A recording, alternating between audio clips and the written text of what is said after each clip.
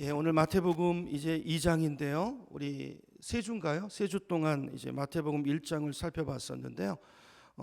우리가 살펴본 것처럼 그동안 마태는 예수님의 족보를 통해서 예수님의 기원을 설명했죠. 그죠?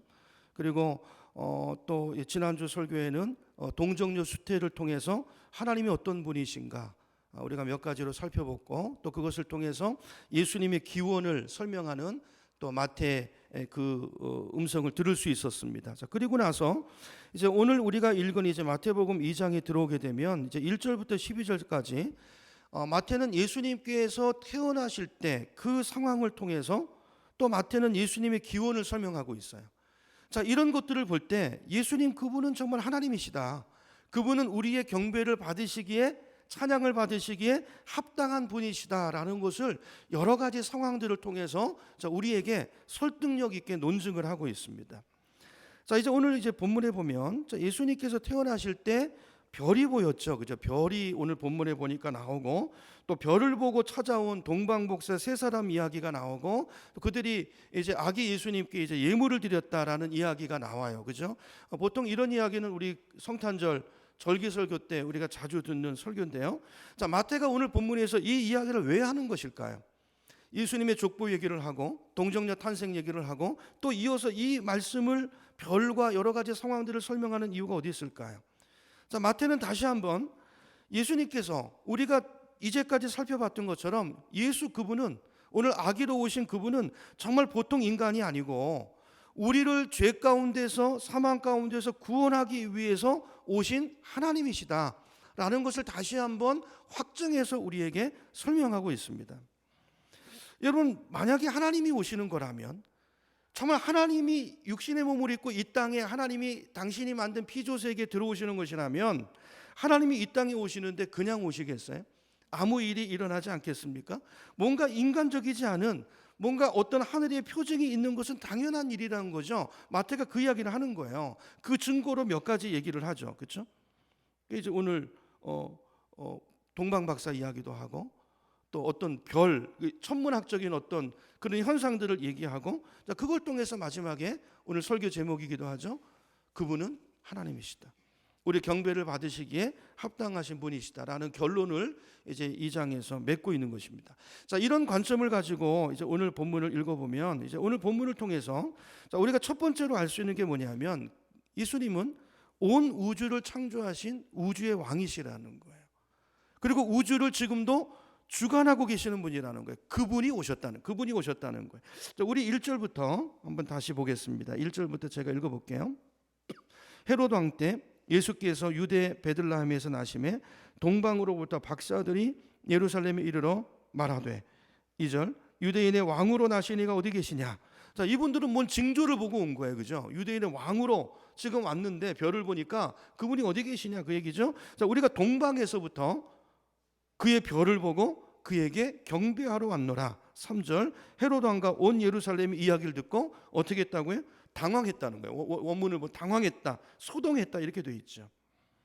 그러니까 지금 이제 마태가 이 이야기를 하는 이유는 이 사건이 지금 아기 예수가 탄생한 사건이 보통 사건이 아니라는 거예요. 하늘에 어떤 징조가 있었고, 하나님이 이 땅에 오는 일이기 때문에 하늘에 징조가 있었고, 그 징조를 보고 별을 연구하는 천문학 박사들이 그 별을 보고 박사들이 찾아온 일이 있었고, 그 결과로 예루살렘 안에 소동이 있었다. 그런 걸 지금 얘기하는 것입니다. 자, 이런 모든 상황들은 하나님이 이 땅에 오신 이 엄청난 사건이라는 것을, 이런 정황들이 우리에게 설명해 주고 있는 것이다. 마태가 그 설명을 오늘 우리에게 하고 있는 것입니다. 여러분, 골로새서는 기독론입니다. 골로새서 전체가 예수가 그리스도이시고 예수 그분이 누구인가를 설명해 주는 성경의 골로새서라고 말할 수 있어요. 그 골로새서 1장 15절에 보면 사도 바울은 예수님을 이렇게 설명하고 있습니다. 제가 읽어볼게요. 그 아들은 누구죠? 예수님 말하는 거죠. 자, 예수님은 보이지 않는 하나님의 형상이시요. 하나님은 안 보이잖아요. 근데 안 보이시는 하나님이 우리가 볼 수 있도록 나타난 하나님의 형상이라는 거예요. 형상이시요, 모든 피조물보다 먼저 나신 분이십니다. 그리고 16절에 보니까 만물이 누구 안에서 창조됐다고 말합니까? 그분 안에서. 그분은 누구라고요? 예수 그리스도 안에서 창조되었습니다. 하늘에 있는 것이나 하늘에 있는 것들과 땅에 있는 것들, 보이는 것들과 보이지 않는 것들, 왕권이나 주권이나 권력이나 권세나 할 것 없이 모든 것이 누구로 말미암아? 예수로 말미암아 창조되었고, 누구를 위하여? 그분을 위하여, 예수를 위하여 창조되었습니다. 17절, 그분은, 예수 그리스도는 만물보다 먼저 계시고 만물은 그분 안에서 어떻게 한다고요? 존속하고 있습니다. 그래서 존속이라는 말의 뜻이 뭐죠? 존재하고 유지되고 있다는 거죠. 그러니까 예수 그리스도, 결국 이 말씀을 통해서 바울이 뭘 말하는 거예요? 예수가 누구시라는 것입니까? 그분은 창조주, 이 땅을 만드신 분이라는 거예요. 그리고 지금도 창조 질서를 만드신 것들을 유지하고 지탱하고 붙들고 계시는 분, 그분이 바로 예수 그리스도라는 것이죠. 자, 마태가 얘기하는 건 바로 그분이 이 땅에 오셨다는 거예요. 생각해 보세요. 만물을 만드시고 만물을 있게 하시고 지탱하신 그분이 오셨으니까 여러분, 당연히 세상이 요동하는 것이 당연하지 않겠어요? 우주에 어떤 변화가 있고 우주가 진동하고 이런 일이 일어나는 것은 당연하다. 자, 이런 것들은 뭘 말하는 것인가? 그분이 바로 이 하나님이다. 만물을 만드시고 있게 하시고 지금도 지탱하시는 그분이라는 것을 지금 마태가 이야기하는 것입니다. 여러분, 실제로 구약 성경을 읽어보면 여러 곳들을 보면 하나님이 이런 분이라는 것을 성경이 이야기하고 있어요. 구약 시대 때 이스라엘 백성들 이런 하나님을 경험하잖아요. 그 중에 이제 제가 한 군데 시편을 읽어볼게요. 시편 18편인데요. 스크린에는 없을 거예요. 제가 읽어볼게요. 자, 주님께서 크게 노하시니 땅이 꿈틀거리고 흔들리고 산의 뿌리가 떨면서 뒤틀렸다. 그래서 8절에 보니까 그의 코에서 연기가 솟아오르고 그의 입에서 모든 것을 삼키는 불을 뿜어내시니 그에게서 숫덩이들이 불꽃을 튕기면서 달아올랐다. 주께서 하늘을 가르고 내려오실 때 그 발 아래에는 짙은 구름이 깔려 있었다 그랬어요. 여러분, 세상을 창조하시고 다스리시는, 홀도하고 계시는 그분이 이 땅에 오실 때 이런 우주적인 변화가 있는 것은 당연한 일이다. 이게 오늘 마태의 이야기, 그 요동의 일환으로 오늘 그때 당시에 이런 일이 있었다는 걸 이야기하는 것이죠. 자, 지금까지 제가 이제 성경 이야기를 했고요. 자, 근데 실제로 이제 과학자들의 설명에 의하면 실제로 예수님께서 탄생하시기 바로 몇 년 전 기간 동안에, 한 2, 3년 어간 동안에 실제로 이런 천문학적인 현상들이 실제로 있었다라는 거예요. 이건 여러분 과학적으로도 많이 알려져 있는 사실이죠. 예수 믿지 않는 과학자들 사이에서도 이건 정설로 알려져 있는 이야기입니다. 자, 우리는 이제 예수님의 탄생을 기점으로 해서 연대를 나누잖아요. 자, 예수님의 탄생한 그걸 기점으로 해서 그 뒤를 우리가 AD라고 그러죠. 그러니까 저와 여러분의 생일도 다 예수님의 탄생을 기준으로 그 덕으로 우리가 이제 우리 연대를 계산하고 있잖아요. 그죠? 1967년 그러면 뭐예요? 예수님 탄생하신 이제 1967년에 왔다는 것이죠. 그런 얘기잖아요. 그 이전을 BC라고 이야기하고 예수님을 기준으로 연대를 나눠요. 자, 그렇기 때문에 우리는 어떤 생각을 가지고 있냐면, 자, 예수님을 기준으로 역사를 나눴기 때문에 그 기준점이 되는 AD 1년, 그 시작되는 그 딱 중간이죠. 그때 예수님이 태어났을 거로 생각하는데요. 사실은 아니에요. 원래 그랬어야 되는데 이게 그 학자들이 계산을 좀 잘못해 갖고요. 예수님이 실제 태어나신 날보다 그 연대가 뒤로 밀려버렸어요. 그래서 날짜가 기준점이 잡힌 거예요. 그러니까 예수님의 실제 연대는 AD 1년이 아니고 그 어간이 아니고 그거보다 좀 거슬러 올라가는 거예요. 그래서 대부분의 학자들이 예수님이 실제로 태어난 때를 BC 5년경으로 잡아요. 어디서 이런 근거가 나왔는가? 이제 오늘 성경이랑도 이제 연관이 돼서 우리가 연동해서 생각해 볼 수가 있는데요. 뭐 여러 이제 역사적인 기준점들이 있는데 성경에 나오는 인물들이 있잖아요. 그 중에서 오늘 본문에 나오는 헤롯 대왕이 있죠. 그 헤롯 대왕이 실제로 역사 가운데 존재하다가 죽었던 날, 이거는 역사적인 분명한 근거를 가지고 있는데 그 죽은 날로부터 시작해서 죽은 때가 언젠가 보니까 헤롯이 죽은 때가요, 정확하게 BC 4년 3월에서 4월 사이예요. 자, 그러니까 자, 예수님은 헤롯이 4년 정도 됐으니까 그 죽은 때가 그때니까 예수님이 태어나신 거는 그 전이죠. 그렇죠? 오늘 말씀으로 보면 헤롯 왕 때 오셨으니까 그 전이죠. 그러니까 자, 역사적으로 계산을 해보면 대략 BC 5년에서 6년 어간 사이인데 대다수 학자들은 이제 5년경 정도로 그 연대를 잡고 있어요. 자, 그런데 이제 천문학자들에 의하면 예수님께서 실제로 태어나실 때 그 어간쯤에서 그 전쯤에서 여러 가지 천문 현상들이 있었는데 그 세 가지를 이제 과학자들이 얘기하는데, 첫 번째가 뭐냐면 AD 7년입니다. BC 7년입니다. BC 7년이면 예수님 탄생을 5년으로 잡으면 예수님 태어나시기 2년 전이죠. 자, 그때 어떤 일이 있었냐면 토성과 목성이 만나는 행성 일치가 있었대요. 자, 이게 한 번이 아니고 세 번이 있었다는 것입니다. 자, 두 번째는 BC 6년경인데요. 6년이면 예수님 태어나시기 1년 전쯤이죠. 아까 그 일 있고 난 조금 이제 뒤의 일인데요. 화성과 목성이 토성에 접근하는 일이 있었대요. 그 당시 이제 이게 이제 기록이 돼 있는 거예요. 보면 이게 한두 군데가 아니고. 자, 그리고 세 번째는 예수님께서 우리가 태어나신 해라고 보고 있는 이제 BC 5년경에 굉장히 큰 혜성이 나타났다는 것입니다. 이 세계 여기저기에 이런 동일한 기록들이 남아 있어요. 자, 오늘 성경에 보면 동방 박사들이 있잖아요. 동방은 어디냐면 그 당시 지금 아라비아 쪽인데요. 동쪽이 아라비아 쪽인데, 아라비아 쪽은 그 당시에 천문학이 굉장히 발달했던 나라죠. 가장 발달했던 나라인데, 그 당시 이제 아라비아 사람들의 문헌 기록에 보면 그 사람들에게 있어서 토성은 어떤 별이냐면요, 토성은 유대인의 별이에요. 유대인의 별. 목성은 어떤 별이냐면 목성은 왕을 상징하는 별이에요. 그러니까 토성과 목성이 가까워서 일치됐다는 건 뭘 말하는 것입니까? 그들이 천문학을 관찰할 때 유대인의 별이라고 생각하고 있었던 토성과 왕의 별이라고 생각했던 목성이 접근하고 일치했다는 것을 보면서 관찰하면서 그들은 어떤 생각을 가졌냐면, 뭔가 유대인들에게서 어떤 놀라운 위대한 왕이 탄생하고 있구나. 그 별을 보면서 그 관측을 가지고 그걸 근거로 해서 그 별을 따라서 유대에 일어나고 있는 일, 자기들이 관찰한 그 일이 역사적으로 과연 누가 이 땅에 왔는가를 확인하기 위해서 이 땅에 왔다는 게 추정이 가능하죠. 그렇죠? 자, 그러니까 그 사람들이 볼 때는 이게 어떤 사인이라고 봤던 거예요. 목성과 토성 이 일치하는 것은 어떤 사인이라고 본 거죠. 자, 그래서 이제 오늘 읽은 본문에 보면 7절을 한번 가보세요. 7절에 가보면 이 동방 박사들이 가잖아요. 가서 우리가 이런 천문을 관측했는데 유대인의 왕이 분명히 왔는데 어디 왔냐? 물어보니까 7절로 가보세요. 헤롯이 가만히 박사를 불러가지고 어떻게 합니까? 별이 나타난 때를 자세히 물었다고 돼 있죠. 그렇죠? 그리고 나서 뒤에 보면 2살 이하 애들을 다 죽였어요. 자, 이게요 실제 역사적인 이 과학자들의 진술과도 일치하는 대목이에요. 여러분, 여기 지금 보세요. 이 2살 밑에 아이를 왜 죽이라고 했을까? 그러니까 예수님이 탄생하시기 몇 년 전부터 사인이 있었어요? BC 7년이니까. 그죠? 몇 년 전부터입니까?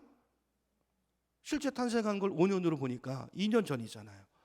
그때부터 왕이 태어났다라는 징조가 그때부터 계속 나왔던 거죠. 3차례에 걸쳐서. 자, 그러니까 헤롯 왕이 그걸 근거로 해서 2살, BC 7년에 태어난 아이들부터 시작해서 유대인의 왕. 그러니까 이 사람이 그 유대인의 왕의 의미를 어떻게 해석했는지 모르지만 어쨌든 그래서 자기 왕권을 위협할 수 있는 애들을 다 죽이라는 그 명령을 내렸다라는 그 근거를 여기서 이제 우리가 확인할 수 있는 것이죠. 자, 물론 이런 얘기는요, 제가 이제 참고로 이제 말씀을 드린 거지만, 그러니까 성경이 역사라는 것을 말씀드리고 싶은 거예요, 제가. 자, 이런 예들이 굉장히 많아요. 여러분, 이제 어성경이 읽어지네. 그 이제 강좌에 들어오시면 그런 얘기들이 굉장히 많습니다. 창조에 대한 이야기. 그러니까 성경과 과학이 다르지 않아요. 그렇죠? 이 과학적인 이야기, 과학적인 근거가 뒷받침되는 역사적인 사실들 확인할 수 있는 또 고고학적인 증거들이 성경의 진리라는 것을 뒷받침해주는 사실들이 굉장히 많이 있다는 것이죠. 그것 중에 오늘 본문 내용도 하나라는 것이죠. 물론 이제 이 이야기를 근거로 해서 우리가 성경을 확인하고자 하는 것은 아니고, 우리에게 있어서 증거는 성경이죠. 성경이 자체죠. 저와 여러분은 성경을 믿는 사람들이지 않습니까? 성경이 그렇다고 하면 우리는 믿는 사람들이에요. 자, 그런데 어쨌든 간에 마태가 지금 이런 이야기들을 설명을 하면서 그가 하고 싶은 얘기가 뭐냐면 그 당시에 이게 역사서거든요. 여러분 한번 생각해 보세요. 마태가 있지도 않은 이야기를 이렇게 기록하면서 목숨을 걸 수는 없잖아요. 당시 그때는요, 예수 믿는 사람들, 예수가 그분이 하나님이시다, 그리스도다, 그분이 부활하셨다라는 얘기를 하는 사람들은 붙잡혀서 죽는 그런 시대였어요. 그러므로 이런 이야기를 기록했다는 것은요, 마태가 목숨을 걸고 이것이 부인할 수 없는 진리이고 부인할 수 없는 사실이기 때문에 마태가 이것들을 이야기하고 있는 것입니다. 자, 이런 것들이 오늘 이 시대 과학적으로도 그런 근거들로 뒷받침이 되는 과학적인 사실들이라는 것을 제가 말씀을 드린 거예요. 자, 그러면서 이제 마태가 그 얘기를 하는 거죠. 자, 이런 일들이 있었다는 거예요. 그걸로 봐서 예수는 그분은 하나님이시다라는 거죠. 자, 그러면서 이제 마태가 자, 그러면 그분이 하나님인 줄 어떻게 아느냐를 또 구약 성경을 통해서 증거를 하고 있어요. 자, 4절을 보겠습니다. 4절을 보시면 4절부터 보세요. 왕이 모든 대제사장과 백성의 서기관들을 모아, 자, 그리스도가 아까는 때 언제냐고 탐구를 했잖아요. 물어봤잖아요. 그리고 나서 4절에 보면 그리스도가 어디서 나겠느냐 물으니 5절입니다. 이르되 유대 베들레헴이오니 이는 선지자로 이렇게 기록된 바. 6절 또 유대 땅 베들레헴아 너는 유대 고을 중에서 가장 작지 아니하도다. 내게서 다스리는 한 자가 나와서 내 백성 이스라엘의 목자가 되리라 하였음이니이다. 자, 이게 6절 앞에 보면 이제 니은이라는 표시가 붙어 있죠. 여러분 성경에 보면. 자, 그 밑에 따라 내려가 보면 뭐라고 되어 있습니까? 미가서 5장 2절 그렇게 되어 있죠. 자, 6절 앞에 기호를 밑에 따라 내려가 보면 무슨 말이냐면 구약에 있는 말씀을, 구약 성경 말씀을 인용해 왔다는 거예요. 자, 그럼 원전으로 한번 가볼까요? 미가서 5장 2절에 뭐라고 되어 있는지 미가서 5장 2절 우리 스크린 보고 우리 같이 한번 읽어보겠습니다. 시작. 베들레헴 에브라다야 너는 유다 족속 중에 작을지라도 이스라엘을 다스릴 자가 내게로 나올 것이라. 그의 근본은 상고의 영원에 있는지라 그랬어요. 자, 무슨 말이냐면 자, 베들레헴에서 한 왕이 태어날 것인데 그 왕의 기원은 뭐라고요? 상고라는 얘기는 태초라는 얘기입니다. 영원, 그 영원전 태초, 그 태초에 만물이 있기 전에 그 창세기 1장에 나오는 그 태초를 말하는 거예요. 그러니까 이 말은 그분의 기원이 거기라는 말은 뭐예요? 그분은 하나님이시다라는 거예요. 한 왕이 오실 것인데 베들레헴에 유대인의 왕이 오실 것인데 그분은 하나님이시라는 거예요. 하나님, 그분이 참 왕이 되기 위해서 이 땅에 오실 거라는 게요. 이 미가 선지자는요, 예수님이 탄생하기 700년 전에 활동하던 선지자예요. 이사야 선지자와 우리가 잘 알고 있는 이사야와 동시대 활동하던 선지자인데, 그러므로 이 미가서 말씀은요 700년 전에 기록된 말씀이에요. 뭐라고 말합니까? 오늘 이 사건을 말하는 거예요. 오늘 본문에 나타난 이 사건이 이게 우주적인 사건이고 우주의 왕이신, 정말 이 땅을 만드신 창조자이신 그분이 이 땅에 오시는 것을 예언적으로 그때 말씀하신 것의 성취라는 것을 천문학적인 현상과 족보와 우리 1장에서 여러 가지 이런 것들을 통해서 마태가 진술을 하고 있는 것이죠. 자, 그러면 이 말은 무슨 말이 됩니까? 천지를 만드신 하나님이 이 땅에 오셨다는 건 무슨 말이죠? 이제 창조주 하나님이 이 땅에 직접 역사 가운데 개입해 들어오셨다는 거예요. 그 전까지 하나님은 어떤 분이셨죠? 이 세상을 바라보고 계셨지만 그러나 이제부터는 그렇게 하지 않으시고 이제부터는 내가 적극적으로 이 역사 가운데 개입하시겠다는 거예요. 이제 내가 너희들의 죄 문제를 그대로 내버려 두지 않고 이런 그동안의 율법을 통해서 소망이 없는 이 땅 가운데 하나님께서 우리의 구원 역사를 직접 당신이 성취하시기 위해서 내가 역사 안에 들어오셔서 내가 그 일을 이루시겠다는 그 의지적인 그 행동이 오늘 본문의 사건이라는 것이죠. 예수님께서 그렇게 이 땅에 오셔서 이제 요한복음에 보면 이와 똑같은 얘기를 반복해서 하시죠. 요한복음 14장 18절에 보면 예수님께서 이제 죽으시고 그러시기 전에 제자들에게 이런 얘기를 하세요. 나는 이제 갈 거라는 거, 아버지께로. 내가 가면 너희에게 성령을 보낼 거라고 얘기하시면서 이렇게 말씀하세요. 나는 너희를 고아처럼 버려두지 아니하고, 내가 지금 가지만 너희를 고아처럼 버려두는 것이 아니고 너희에게로 다시 오겠다 그랬어요. 이런 주님은 이 말씀대로 반드시 이 땅에 다시 오실 줄로 믿습니다. 주님께서 이 말씀하셨어요. 그러니까 여러분, 복음이 무엇입니까? 하나님이 우리 가운데 오신 게 복음이에요. 다른 것이 아니고. 절망밖에 없었던 이 땅 가운데 하나님이 오심으로 인해서 우리 인생 가운데 소망이 생긴 사건, 이것이 바로 임마누엘이고 이게 예수 탄생의 사건이고 이것이 다른 것이 아니고 이것이 복음인 줄로 믿습니다. 여러분, 그분이 오시지 않았다면 인간만의 역사는요, 우리가 아무리 올바르게 살려고 노력해도 우리 안에는 소망이 없어요. 여러분, 그렇지 않습니까? 우리가 뭘 하려고 하면 할수록 인간이 만지면은 더 많은 문제들이 생기게 돼 있어요. 여러분 지금 과학이 발달하고 교육으로 인간의 삶의 질이 개선됩니까? 여러분 여전히 이 땅은 더 죄악과 더 죄가 난무하고 있는 세상이 돼가고 있잖아요. 이런 그런 인간 세상 가운데 하나님께서 이제 내가 역사 가운데 직접 개입하시겠다고 선포하시고 이 땅에 오신 사건이 바로 오늘 이 성탄의 사건이라는 것입니다. 자, 그렇다면 계속해서 마태가 이제 그 얘기를 하고 나서, 자, 그렇다면 자, 우리에게로 오신 예수님은 어떤 분이신가? 그분이 우리에게 어떤 의미가 있는가? 자, 오늘 본문에서 우리가 두 번째로 이제 발견하게 되는 건 뭐냐면, 마태가 말하는 것은 그분은 진짜 왕이시라는 거예요. 이게 마태가 오늘 하고 싶은 얘기예요. 그분이 진짜 왕이라는 거예요. 우리 7절부터 보겠습니다. 7절 보면, 자, 지금 역사 가운데 누가 왕으로 있어요? 헤롯이 왕으로 있죠. 근데 헤롯이 어떤 사람인가 보세요. 제가 7절부터 읽습니다. 이제 헤롯이 가만히 박사들을 불러 별이 나타난 때를 자세히 묻고 베들레헴으로 보내며 이르되, 가서 아기에 대하여 자세히 알아보고 찾거든 내게 구하여 나도 가서 그에게 경배하게 하라. 결국은 자기 왕권을 유지하기 위해서, 그렇죠? 경배하려고 그런 것이 아니잖아요. 그거 다 죽이죠. 그리고 9절 보세요.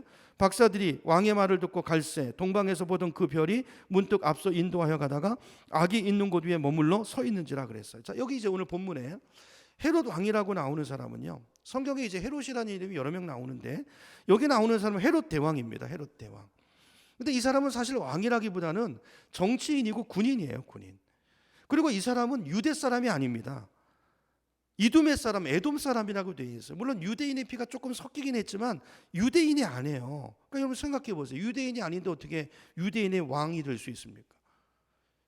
유대인의 왕이 될 수 없는 사람이 어떤 정치적인 줄을 대가지고 지금 왕 노릇을 하고 있는 거예요. 여러분 이 사람이 어떻게 왕이 됐냐면요, 역사를 보면 이 사람의 아버지가 정치적으로, 정치인인데 정치적으로 줄을 대요. 그 당시 패권을 잡고 있는 나라가 로마 제국이었잖아요. 근데 로마가 한참 패권 싸움을 할 때 줄을 잘 섰어요. 운 좋게 여러분 역사에 그 옥타비우누스라는 사람, 그 사람한테 줄을 서는 바람에 나중에 그 사람의 권력을 잡으면서 그 힘으로 왕이 될 수 없는 위치인데 왕이 됐던 사람이 바로 이 사람이에요. 이 사람. 그래서 역사를 보면 이 사람이 왕권을 차지하기 위해서요, 정말 별의별 짓을 다 하는 게 우리 역사책에 기록이 되어 있잖아요. 자기 부인도 죽이고, 자기 왕권을 유지하기 위해서 부인도 죽이고, 자기 장모도 죽이고, 형제들도 죽이고, 그죠? 누구도 자기 하여튼 왕직을 유지하는데 방해가 되고 장애가 되는 사람이라면 다 죽이는 사람이, 아주 잔인한 사람이 헤롯이에요. 결국 이제 마태가 말하는 게 뭡니까? 이 헤롯은 가짜 왕이라는 거죠. 뿐만 아니라 지금 이 시대에 활동하고 있었던 대제사장들 보세요. 대제사장들, 율법학자들, 율법교사들, 여러분 이 사람들이 어떤 사람인지 아시죠? 이런 신구약 중간사를 공부해 보면 제대로 그 자리에 가 있는 사람들이 아니고, 헤롯이 그랬던 것처럼 정치적으로 줄을 대가지고 왕이 될 수 없는 사람이 왕이 돼 있는 것처럼 제사장이 될 수 없고 율법교사가 될 수 없는 사람들이 헤롯 왕에게 줄을 대가지고 제사장 노릇하고 율법교사 노릇하고 있던 사람들이 그 당시에 수도 없이 많았다라는 거예요. 무엇을 말하는 것입니까? 여기 있는 사람이 헤롯 왕이 가짜 왕이고 그 당시 종교인들도 전부 가짜라는 거예요. 가짜 종교인들이 판을 치고 있는 그 상황 속에 예수가 오신 거예요. 마태가 이걸 통해서 뭘 말하는 것입니까? 진짜 왕이 오셨다는 거예요. 가짜가 판치고 있는 이 세상 가운데 왕도 가짜고, 제사장도 가짜고, 율법학자도 가짜고, 서기관도 가짜고, 그죠? 사두개인도 가짜고, 그런 가짜들이 판치는 세상 속에 진짜 왕이 오셨고, 그분이 진짜 왕이시고, 그분이 우리를 구원하실 왕이시고, 그분이 우리를 건지실 제사장이시고, 그분이 참 선지자라는 것을 마태가 이걸 통해서 이야기하는 거예요. 여러분 오늘 말씀을 통해서 우리가 분명히 한 가지 깨달아야 돼요. 예수님이 누구시라고요? 그분이 진짜 왕이시라는 거예요. 저와 여러분의 가짜 왕에게 속아서 우리 인생을 허비하고 저주 가운데 살아가고 있는 우리들을 그 저주에서 건져주시기 위해서, 그분이 우리 인생의 진정한 왕이 되시기 위해서 그분은 이 땅에 오셨다라는 것입니다. 헤롯 왕 같은 가짜 왕이 아니고, 그 당시 제사장 같은 사기꾼 종교인, 그런 종교인들이 아니고, 예수님만이 우리를 하나님께로 인도할 수 있는 참 제사장이 되시고, 그분이 우리 삶에 참된 평화와 행복을 가져다 줄 수 있는 참된 왕이신 그분이 우리에게 진정한 구원을 주시고 우리 인생에 진정한 회복을 주시기 위해서 이 땅에 오셨다라는 거예요. 여러분, 이게 복음이라는 것입니다. 물론 하나님은 그 전에도 우리의 하나님이셨죠. 여러분, 우리가 인정하든 인정하지 않든 그분은 하나님이시고 그분은 왕이셨어요. 그러나 이전에 하나님은 어떤 하나님이셨죠? 우리에겐 너무나 두려운 하나님이었어요. 우리가 가까이 하기엔 구약시대 하나님을 보세요. 성경 읽어보세요. 우리가 가까이 하기엔 너무 먼 당신, 그죠? 가까이 갔다간 마음을 넣어놓고 따를 수 없는 그런 두려운 하나님이셨다고요.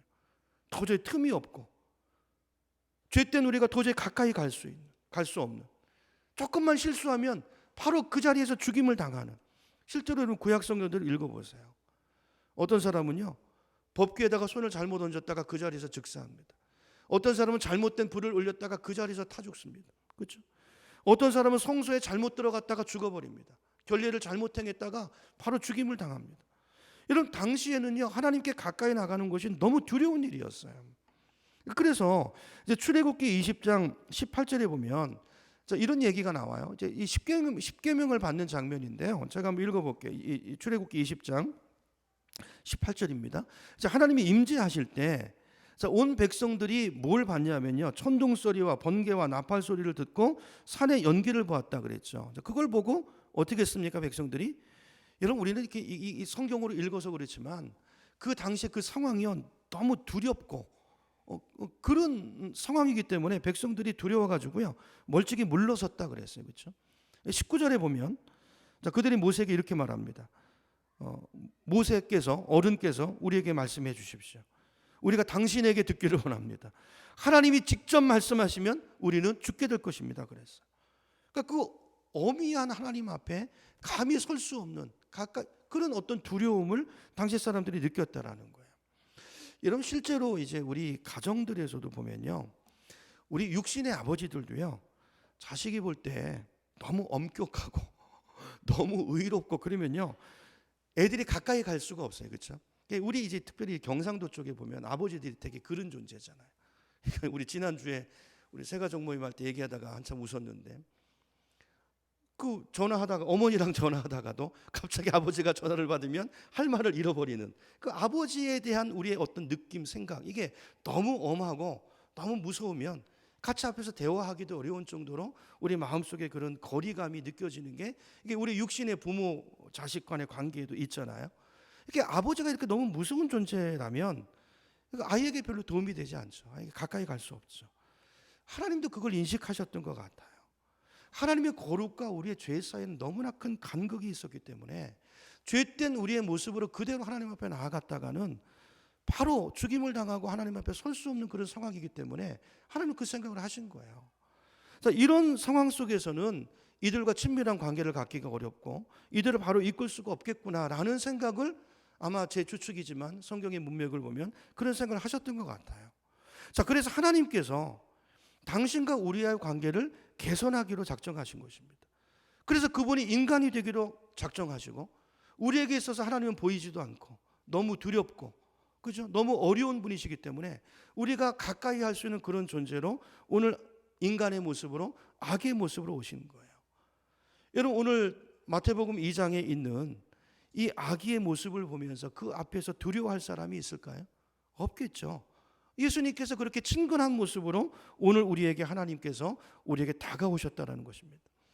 오늘 이 본문이 뭘 말하는 것이냐면요, 하나님은 이제 하나님과 우리의 관계에 있어서 더 이상 두려움이라는 감정이 끼어들 수 없도록 우리의 관계를 재정립하기를 원하신 거예요. 이제 어떤 관계로요?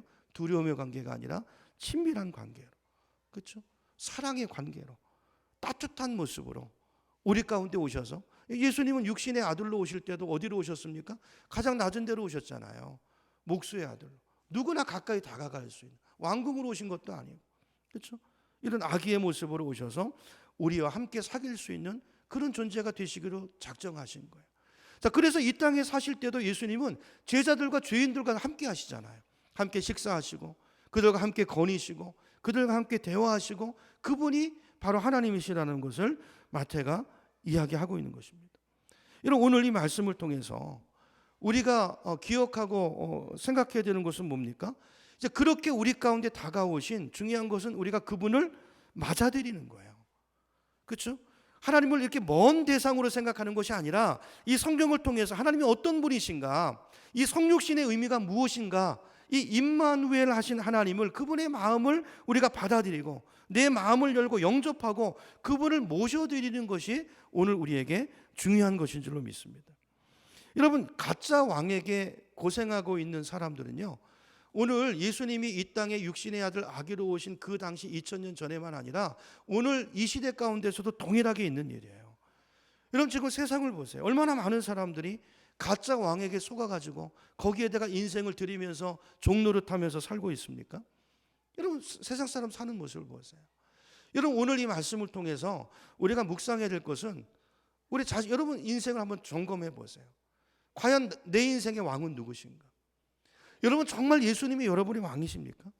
여러분이 여러분의 삶을 다스리시고 예수님이 여러분의 삶을 인도하고 계십니까? 아니면 예수 믿는다고 하면서 여전히 나는 다른 것을 왕으로 섬기고 다른 것을 의지하고 다른 것을 따르는 인생을 살고 있습니까? 우리가 우리 자신을 점검해 봐야 돼요. 여러분, 어떤 사람한테는요, 명예가 그 사람의 왕일 수 있어요. 여러분, 오늘 이 왕이라고 하는 것은 내 삶의 동기를 주고 내 삶을 이끌어가는 게 내 인생의 왕이라고 말할 수 있을 거예요. 어떤 사람은 그게 예수님이 아니고요, 하나님의 말씀이 아니고 교회는 다니는데 여전히 세상의 명예를 쫓아가고, 어떤 명예를 얻는 일이라면 그냥 그것이 내 삶의 가장 우선순위가 돼요. 어떤 사람은 돈이 그 사람의 왕인 사람이 있어요. 돈 버는 일이라면 그것이 하나님 만나는 예배 시간보다도 더 소중하고, 그렇죠? 이런 모든 것들이 우리의 가짜 왕일 수 있는 것이죠. 여러분, 오늘날도 많은 사람들이요, 이 가짜 왕에 끊임없이 거기에다가 자기 인생을 바치고 시간을 바치고 전력을 바치고, 여러분, 가짜 왕은 지금도 우리를 속입니다.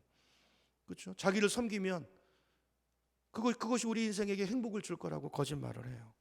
거기에 속아가지고 평생 돈을 벌면, 명예를 얻으면, 권력을 얻으면 그것으로 내 인생이 행복해질 거라고 사람들은 거기에 속아가지고 그 가짜 왕을, 거짓 왕을 섬기면서 살고 있는 것이 세상 사람들의 삶의 모습이에요.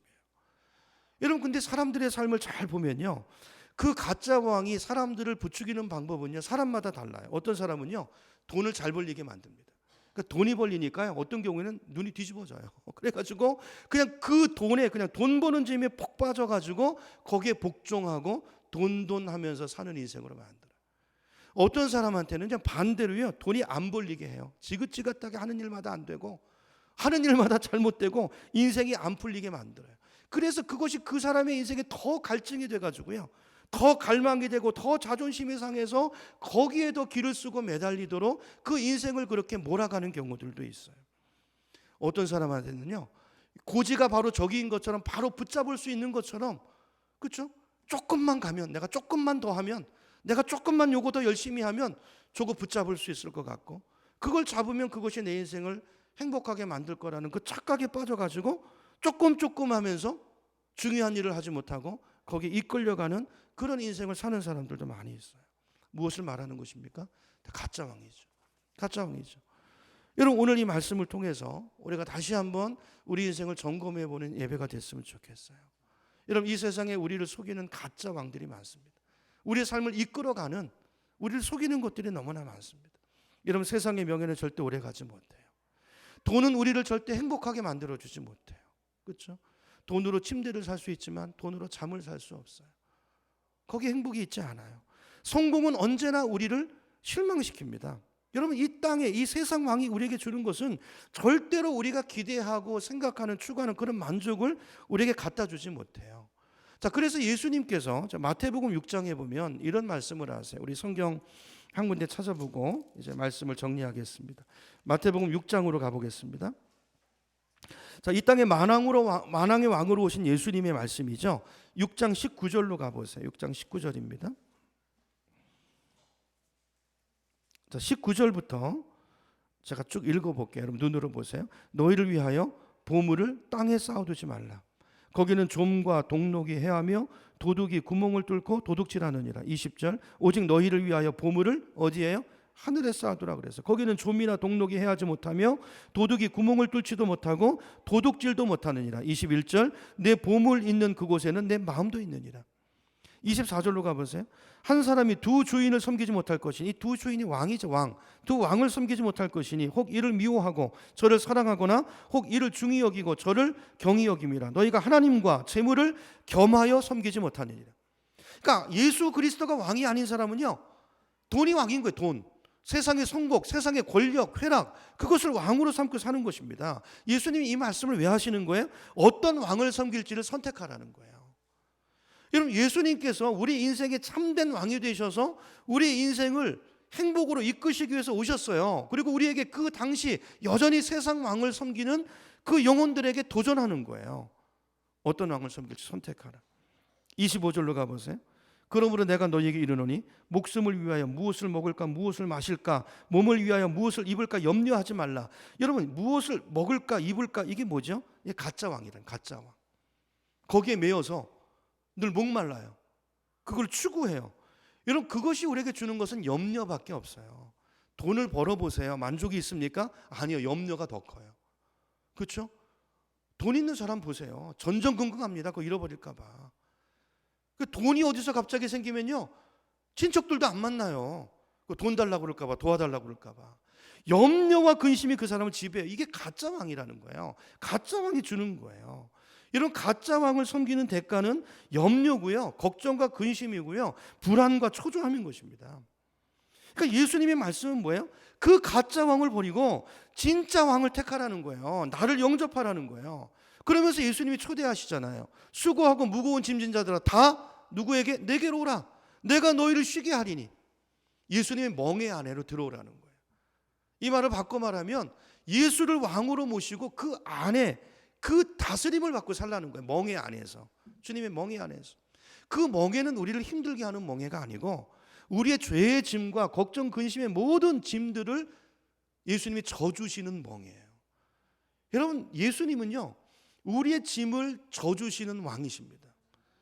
당신을 희생하시고 당신을 우리에게 주심으로 우리에게 행복을 주시는 참 왕이 바로 예수 그리스도라는 거예요. 여러분, 오늘 이 왕을 다시 한번 우리 마음속에 모셔드리고 저와 여러분의 남은 인생을 이 주님께 인생을 맡기고 그분의 다스림을 따라서, 그분의 인도함을 따라서 남은 인생을 그렇게 살아가시는 저와 여러분 되기를 축원합니다. 그러니까 많은 분들이요, 교회 와서 이런 얘기를 하면 부담스러워합니다. 내 인생을 지금 내 마음대로 살아야지, 주님한테 맡기면 내 자유가 속박받는 것 같고, 많은 분들이 어떻게 생각하냐면요, 내 인생을 맡기면 뭔가 이제부터 어려운 삶을 살게 되고, 제가 그런 얘기하는 분도 들어봤어요. 자기 좀 이따가 좀 헌신할 거라고. 또 혹시 하나님이 날 또 선교사로 보낼지도 모르니까 이런 선교사 아무나 안 보내세요. 그죠? 그러니까 그렇게 생각해요. 예수 믿으면 내 꿈을 포기해야 되고 뭔가 그때부터 속박되고 내 인생이 자유롭지 못하고 이런 거라고 생각하는데요, 절대 그렇지 않습니다. 하나님은 절대로 우리 인생을 그렇게 이끌지 않으세요. 지난주에도 봤지만 강압적으로 우리 팔을 비틀어 가지고 끌고 가시는 분이 아니세요. 여러분, 하나님보다 인격적이신 분이 없으세요. 어제 지난주에 여러분 요셉을 봤잖아요. 그 당황하는 요셉을 찾아오셔서 하나님 어떻게 하시죠?